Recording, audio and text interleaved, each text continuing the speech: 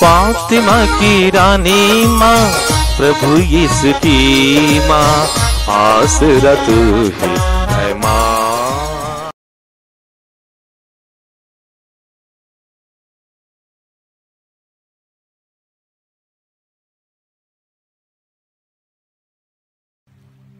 पहला पाठ कुरिन्थियों के नाम संत पौलुस का दूसरा पत्र, अध्याय 1, पद संख्याएं 1 से 7 तक। पाठ का मूल वाक्य है, प्रभु हमको सांत्वना देता रहता है, जिससे हम दूसरों को भी उनकी तकलीफ में सांत्वना देने के लिए समर्थ हो जाएं। कुरिन्थ में ईश्वर की कलीसिया तथा समस्त अखाया में रहने वाले सभी संतों के नाम पौलुस, जो ईश्वर द्वारा यीशु मसीह का प्रेरित नियुक्त हुआ है, और भाई तिमथी का पत्र। हमारा पिता ईश्वर और प्रभु यीशु मसीह आप लोगों को अनुग्रह तथा शांति प्रदान करे। धन्य है ईश्वर, हमारे प्रभु यीशु मसीह का पिता, परम दयालु पिता और हर प्रकार की सांत्वना का ईश्वर। वह हमारी सारी दुख तकलीफ में हमको सांत्वना देता रहता है, जिससे ईश्वर की ओर से हमें जो सांत्वना मिलती है, उसी के द्वारा हम दूसरों को भी उनकी हर प्रकार की तकलीफ में सांत्वना देने के लिए समर्थ हो जाएं। क्योंकि जिस प्रकार हम प्रचुर मात्रा में मसीह के दुख भोग के सहभागी हैं, उसी प्रकार मसीह द्वारा हमको भी प्रचुर मात्रा में सांत्वना मिलती है। यदि हमें दुख भोगना पड़ता है, तो आप लोगों की सांत्वना और मुक्ति के लिए, और यदि हमें सांत्वना मिलती है, तो इसलिए कि हम आप लोगों को सांत्वना दे सकें, जिससे आप धैर्य के साथ वह दुख सहने में समर्थ हों जिससे हम भोगते हैं। आप लोगों के विषय में हमारी आशा सुदृढ़ है, क्योंकि हम जानते हैं कि जिस प्रकार आप हमारे दुख के भागी हैं, उसी प्रकार आप हमारी सांत्वना के भी भागी हो जाएंगे। प्रभु की वाणी।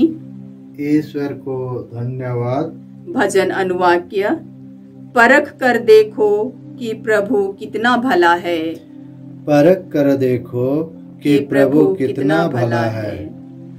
मैं सदा ही प्रभु को धन्य कहूँगा, मेरा कंठ निरंतर उसकी स्तुति करता रहेगा। मेरी आत्मा प्रभु पर गौरव करेगी, विनम्र सुनकर आनंदित हो उठेंगे।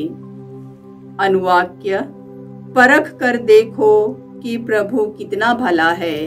परख कर देखो कि प्रभु कितना भला है। मेरे साथ प्रभु की महिमा का गीत गाओ, हम मिलकर उसके नाम की स्तुति करें। मैंने प्रभु को पुकारा, उसने मेरी सुनी और मुझे हर प्रकार के भय से मुक्त कर दिया। अनुवाक्य, परख कर देखो कि प्रभु कितना भला है।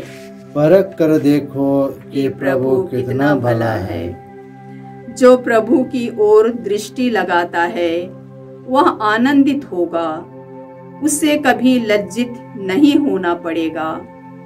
दीनहीन ने प्रभु की दुहाई दी, प्रभु ने उसकी सुनी और उससे हर प्रकार की विपत्ति से बचा लिया। अनुवाक्य, परख कर देखो कि प्रभु कितना भला है। परख कर देखो कि प्रभु कितना भला है। प्रभु का दूत उसके भक्तों के पास डेरा डालकर उसकी रक्षा करता है। परख कर देखो कि प्रभु कितना भला है। धन्य है वह जो उसकी शरण जाता है। अनुवाक्य, परख कर देखो कि प्रभु कितना भला है। परख कर देखो कि प्रभु कितना भला है। जय घोष, हालेलुया। खुश हो और आनंद मनाओ, स्वर्ग में तुम्हें महान पुरस्कार प्राप्त होगा। हालेलुया। प्रभु आप लोगों के साथ हो और आपकी आत्मा के साथ। सदमती के अनुसार पवित्र सुसमाचार। हे प्रभु तेरी महिमा हो। अध्याय 5 पद संख्याएं 1 से 12 तक। यीशु यह विशाल जनसमूह देखकर पहाड़ी पर चढ़े और बैठ गए। उनके शिष्य उनके पास आए और वह यह कहकर उन्हें शिक्षा देने लगे, धन्य हैं वे जो अपने को दीनहीन समझते हैं, स्वर्गराज्य उन्हीं का है। धन्य हैं वे जो नम्र हैं, उन्हें प्रतिज्ञादेश प्राप्त होगा। धन्य हैं वे जो शोक करते हैं, उन्हें सांत्वना मिलेगी। धन्य हैं वे जो धार्मिकता के भूखे और प्यासे हैं, वे तृप्त किए जाएंगे। धन्य हैं वे जो दयालु हैं, उन पर दया की जाएगी। धन्य हैं वे जिनका हृदय निर्मल है, वे ईश्वर के दर्शन करेंगे। धन्य हैं वे जो मेल कराते हैं, वे ईश्वर के पुत्र कहलाएंगे। धन्य हैं वे जो धार्मिकता के कारण अत्याचार सहते हैं, स्वर्गराज्य उन्हीं का है। धन्य हो तुम जब लोग मेरे कारण तुम्हारा अपमान करते हैं, तुम पर अत्याचार करते और तरह तरह के झूठे दोष लगाते हैं। खुश हो और आनंद मनाओ, स्वर्ग में तुम्हें महान पुरस्कार प्राप्त होगा। तुम्हारे पहले के नबियों पर भी वे इसी तरह अत्याचार किया करते थे। प्रभु का सुसमाचार। हे क्रिस्त तेरी स्तुति हो।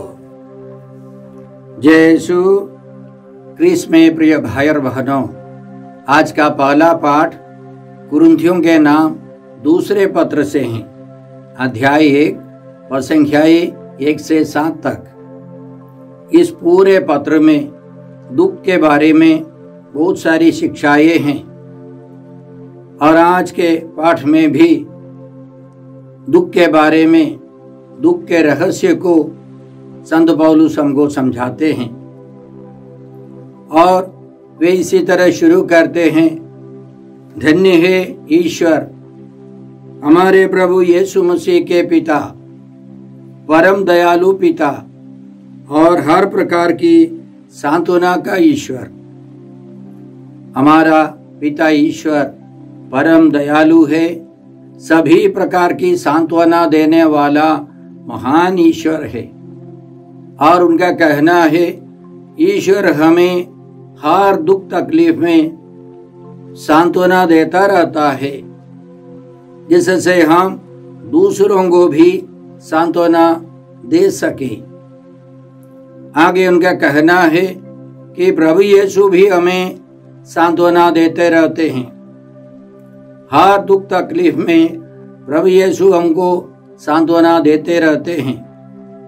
अक्सर मैं पूछता हूँ लोगों से, पिता ईश्वर की सांत्वना और प्रभु यीशु की सांत्वना, इन दोनों में कोई फर्क है? साधना के दौरान कई लोग बोलते हैं कोई फर्क नहीं है। वास्तव में दो व्यक्तित्व है। पिता ईश्वर अलग है, प्रभु यीशु अलग हैं। उनकी सांत्वना का अनुभव व्यक्तिगत रूप से हम अलग अलग तरीके से अनुभव कर सकते हैं। आगे सबसे महत्वपूर्ण बात संत पौलुस हमें सिखाते हैं और संज्ञा 6 में कि हमारे दुखों के द्वारा दूसरों को सांत्वना और मुक्ति मिल सकती है। हमारे सारे दुख तकलीफ में पिता ईश्वर हमको सांत्वना देता है, प्रभु यीशु हमको सांत्वना देते हैं और साथ साथ हम दूसरों की सांत्वना के लिए और मुक्ति के लिए अपने दुखों को, कष्टों को चढ़ा सकते हैं। यह बहुत बड़ी कृपा है, बहुत बड़ा रहस्य है। हम लोग कलीसिया के सदस्य, प्रभु यीशु के शरीर के अंग हैं। हमें एक दूसरे के लिए सहना पड़ता है। बाइबल में पहली बार दुख के बारे में विस्तार रूप से हम लोग अय्यूब के ग्रंथ से पढ़ सकते हैं। उसमें भी अय्यूब ने अपने दुख तकलीफों के द्वारा ईश्वर के दर्शन किए। उनके स्वभाव में समूल परिवर्तन आया और उसी तरह बाइबल के कई व्यक्तियों के द्वारा हम लोग दुख का रहस्य समझ सकते हैं। उदाहरण के लिए इब्रानियों के नाम पत्र अध्याय 5 में पद संख्या 8 में ग्रंथकार लिखते हैं, ईश्वर का पुत्र होने पर भी यीशु मसीह ने दुख सहकर आज्ञा पालन सीखा। ईश्वर का पुत्र होने पर भी प्रभु यीशु ने दुख सहकर आज्ञा पालन सीखा।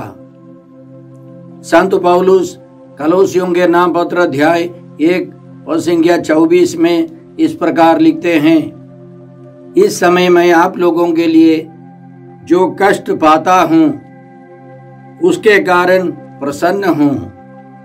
मसीह ने अपने शरीर अर्थात कलीसिया के लिए जो दुख भोगा है, उसमें जो कमी रह गई है, मैं उसे अपने शरीर में पूरा करता हूं। मसीह के दुख भोग में कोई कमी नहीं है, वह परिपूर्ण है। लेकिन कलीसिया में कमी है, तरह तरह की कमियां हैं। कलीसिया प्रभु यीशु के शरीर के अंग हैं। उन अंगों में कई कमियां हैं। उसके लिए एक पवित्र व्यक्ति को सहना पड़ता है। मैं याद करता हूं, एक करिश्माई काउंसलर ने अपना अनुभव साक्ष्य मुझसे बताया। उसका एक ही बेटा है, उसकी पत्नी बहुत बीमार है। इस काउंसलर के द्वारा प्रभु यीशु महान कार्य करते हैं। कई रोगी चंगे हो जाते हैं, कई लोगों को विश्वास में कृपा बढ़ोतरी मिलती है। लेकिन उनकी पत्नी को बहुत सहना पड़ता है। अक्सर दिनों तक अस्पतालों में रहना पड़ता है। वो इतनी कमजोर है कि कभी कभी गिर जाती है, हाथ पैर टूट जाते हैं और यह बेचारा, उसको काउंसलिंग के लिए जाना है। एक ही बेटा होने के कारण घर का काम सब नहीं चलता है जब उसकी पत्नी अस्पताल में है। इसलिए बहुत दुखी होकर उसने फैसला किया कि मैं करिश्माई काउंसलिंग छोड़ दूंगा। परिवार की सेवा जरूरी है। और वे उस पुरोहित के कमरे के सामने खड़े हो गए ताकि उनसे मिलकर फैसला करूं। कुछ देर के बाद वहां के निदेशक फादर बाहर आए। कुछ ही बोलने के पहले उस पुरोहित ने इस काउंसलर से कहा, ब्रदर, आपकी पत्नी जो बीमार हैं, बहुत दुख उठाना पड़ता है। उनसे जाकर के बोल दीजिए की एक प्रेरिताई है, प्रभु की सेवा है। प्रभु की सेवा के तौर पर उनको बहुत दुख उठाना होगा, कठिनाई से जीवन गुजारा करना है। इसलिए कोई शिकायत नहीं होनी चाहिए, लेकिन प्रेम से, आनंद से, शांति से अपने दुखों को उठाना है। प्रभु प्रतिदान करने वाले हैं। तो उस काउंसलर ने जाकर अपनी पत्नी को बताया, देखिए हमारे पुरोहित कहते हैं कि तुमको जो सहना है वह ईश्वर की योजना है, यह एक प्रेरिताई है, ईश्वर की इच्छा और नियम है, ईश्वर की योजना है। यह सुनकर उस पत्नी ने पूछा, सच में ईश्वर की योजना है? तो उस काउंसलर ने कहा, जी हाँ, सच में यह ईश्वर की योजना है। उस काउंसलर ने मुझसे कहा, तब से मेरी पत्नी कभी शिकायत नहीं करती है, सारे दुखों को बड़े प्रेम से उठाती है। भाई और बहनों, हमारे जीवन में तरह तरह के कष्ट आएंगे। एक विश्वासी के लिए उनके जीवन का कष्ट दूसरों की सांत्वना और मुक्ति का साधन है। इसलिए संत पौलुस रोमियों के नाम पत्र अध्याय 8 और संख्या 17 में लिखते हैं, यदि हम यीशु के साथ दुख भोगते हैं तो हम उनके साथ महिमान्वित होंगे। यीशु ने कहा, जो मेरा अनुसरण करना चाहता है वह प्रतिदिन आत्मत्याग करे और अपना क्रूस उठाकर मेरे पीछे हो ले। हमें अपने दुखों को उठाना है, लेकिन प्रभु यीशु के मनोभाव से, संत पौलुस के मनोभाव से सारे दुखों को उठाए। इसके लिए हम लोग कृपा मांगते हैं। आज के सुसमाचार में हमने सुना कि प्रभु यीशु ने 8 प्रकार के आशीर्वचन दिए। याद रखें, संत मत्ती के सुसमाचार में यीशु मसीह है, इस विषय पर जोर है, साथ साथ ईश्वर के राज्य पर। आज हम लोग सुन रहे थे कि ईश्वर के राज्य में कौन प्रवेश करेगा, ईश्वर का राज्य कौन प्राप्त करेगा, किस प्रकार के लोगों को ईश्वर का राज्य प्राप्त होगा। इसके पहले अध्याय 4 और संख्याएं 23, 24, 25 में हम लोग पढ़ते हैं, प्रभु यीशु गांव-गांव में घूमकर या सभागृहों में जाकर शिक्षा देते थे, सुसमाचार के प्रचार में लगे रहते थे और रोगियों को चंगा करते थे। एक विशाल जनसमूह उनके पीछे पीछे चलता था। लेकिन अब प्रभु यीशु एक पहाड़ पर चढ़े, उनके शिष्य लोग उनके पास आए, वे बैठ गए। याद रखे, ईश्वर के नियम को लेकर मूसा पहाड़ के ऊपर से नीचे उतर आए। अब यीशु पहाड़ के ऊपर चढ़ रहे हैं। वे बैठ गए। बैठकर आधिकारिक तौर पर प्रभु यीशु शिक्षा देने लगे, क्योंकि यह शिक्षा जनसमूह के लिए नहीं, सारे पब्लिक के लिए नहीं, जो यीशु को प्यार करते हैं, जो यीशु के पास आते हैं, पहाड़ चढ़कर, कठिनाई उठाकर, ईश्वर को प्यार करने वाले, प्रभु यीशु को प्यार करने वाले, उनकी खोज में लगे रहने वाले उनके साथ पहाड़ पर चढ़ेंगे। ये आशीर्वचन उनके लिए हैं। हम लोग इन वचनों पर घंटों तक, दिनों तक, महीनों तक मनन कर सकते हैं, लेकिन समय की सीमा में हम यह समझे कि यह सब प्रभु यीशु का गुण है, प्रभु यीशु का स्वभाव है। याद रखें, जो आशीर्वचन यीशु ने दिए हैं और उनमें जो गुण है, वे सब हम लोग प्रभु यीशु में पाएंगे। प्रभु यीशु चाहते हैं कि हम उनके समान बने।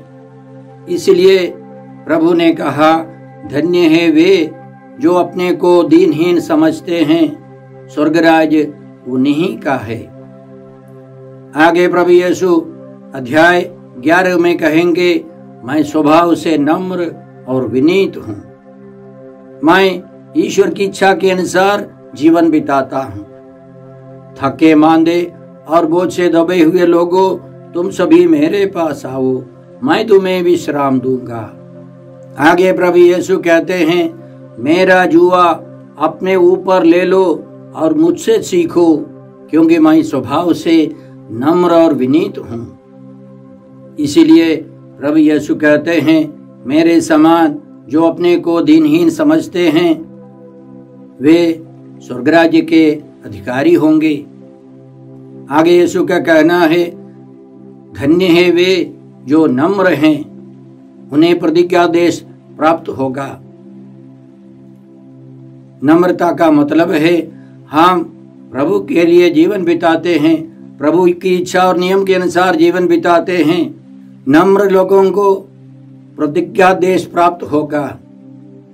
एक प्रचारक समझाते हैं कि किस प्रकार इस दुनिया में हमको प्रतिज्ञा देश प्राप्त होगा।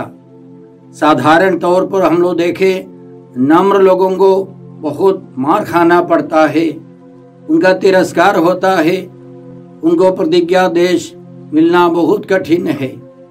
उनको हर तरह की कठिनाइयों से, तिरस्कार से गुजरना पड़ता है। लेकिन दूसरे तरफ से हम लोग समझे, जैसे संत थॉमस, वे नम्र व्यक्ति थे और वे बेचारे हिंदुस्तान आए, हमारे लिए सुसमाचार लेके आए और उन्होंने प्रभु के लिए जीवन बिताया।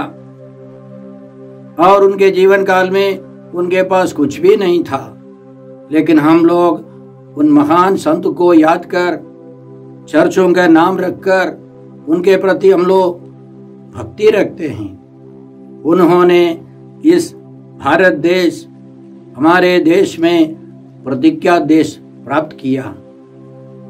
उसी तरह संत योसेफ जो नम्र थे, शायद उन्होंने किसी से कुछ भी नहीं कहा होगा, न किसी के साथ लड़ाई थी, झगड़ा था, लेकिन उन्होंने प्रतिज्ञा देश प्राप्त किया।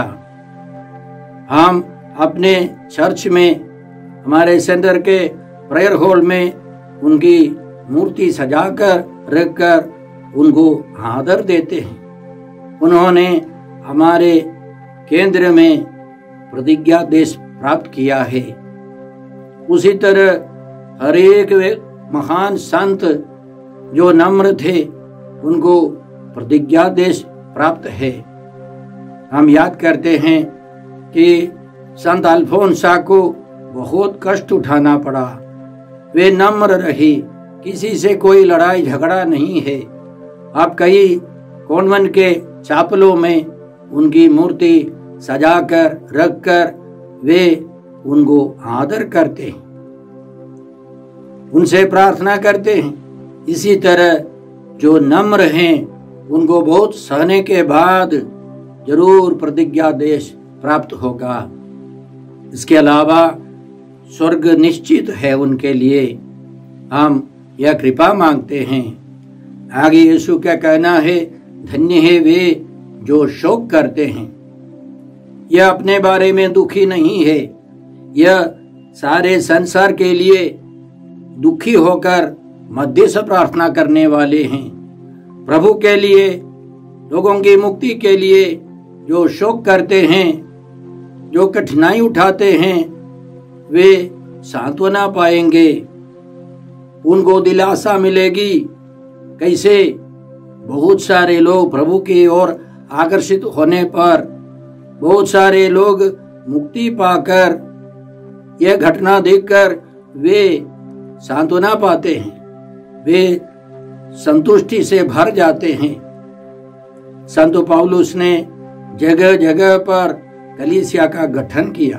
वे रो रो कर, कठिनाई उठाकर कलीसिया के विकास के लिए परिश्रम करते रहे। उनको प्रभु सांत्वना देते रहते थे, उनको दिलासा मिलता रहता था।